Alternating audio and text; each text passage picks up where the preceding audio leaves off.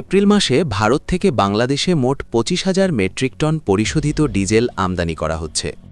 ইতোমধ্যে গত শুক্রবার মধ্যরাতে ৮,০০০ মেট্রিক টন ডিজেল দিনাজপুরের পার্বতীপুর ডিপোতে পৌঁছেছে। এই ডিজেল আসামের নুমালীগড় রিফাইনারি থেকে বাংলাদেশ ভারত মৈত্রী পাইপলাইনের মাধ্যমে পদ্মা অয়েল পিএলসি পার্বতীপুর ডিপোতে সরবরাহ করা হচ্ছে।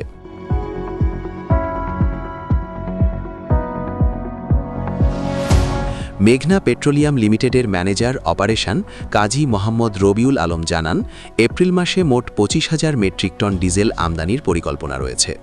ইতোমধ্যে ৮,০০০ টন পৌঁছেছে এবং আগামীকাল আরও ৫,০০০ টন ডিজেল পাম্পিং শুরু হবে। পাম্পিং শুরু হলে ৪-৫ দিনের মধ্যে ৫,০০০ টনের পুরো চালান পৌঁছানোর সম্ভাবনা রয়েছে।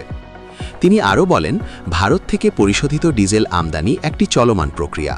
পাম্পিং কার্যক্রম অব্যাহত থাকলে পর্যায়ক্রমে পুরো চালান দেশে পৌঁছাবে এবং পরবর্তী পাম্পিং দ্রুত শুরু করা হবে।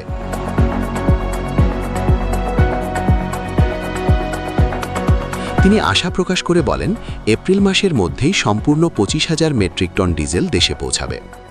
রবিউল আলম জানান, বর্তমানে পর্যাপ্ত মজুদ রয়েছে এবং সরবরাহ ব্যবস্থাও স্বাভাবিক রয়েছে, ফলে কোনো ধরনের সংকটের আশঙ্কা নেই। সংশ্লিষ্ট সূত্র জানায়, ৫,০০০ টন আসার পর পরবর্তী ২ ধাপে ৭,০০০ ও ৫,০০০ টন করে ডিজেল আমদানি করা হবে। উত্তরাঞ্চলে জ্বালানি সরবরাহ নিশ্চিত করতে পার্বতীপুর ডিপো দীর্ঘদিন ধরে গুরুত্বপূর্ণ ভূমিকা পালন করে আসছে।